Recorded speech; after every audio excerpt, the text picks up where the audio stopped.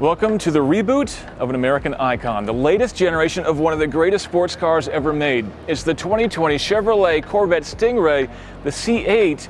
And this is a huge reinvention for this car. More changes than we've ever seen before, so many that I hardly know where to begin, but the engine is always a safe bet. Now, normally when you talk about a Corvette and you want to talk about the engine, you go pop the hood. This time, the engine's back here. This is the first mid-engine Corvette, but don't worry, it's still packing a big V8. 6.2 liters to be specific, just like before. Chevy not going with a turbocharged V6 or anything like that, but they still managed to find 30 more horsepower than before. With the performance exhaust, this thing puts down 495 horsepower, and combined with the new 8-speed dual-clutch transmission, means this thing can get from 0 to 60 in less than 3 seconds. That's almost as fast as the old ZR1. Now, moving the engine to the back means better handling, of course, but that also means shifting the cabin forward, moving the driver closer to the front of the car, and it means a completely new interior.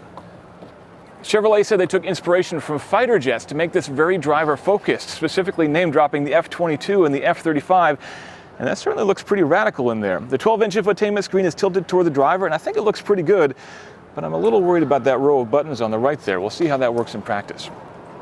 Because the cockpit shifted forward by 16.5 inches, the center of gravity is actually right next to the driver's hip, which should give unparalleled feel when you're driving this thing out on the track.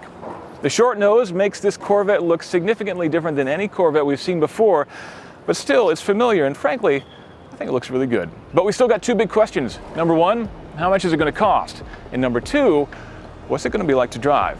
I look forward to getting answers to both of those in the coming months.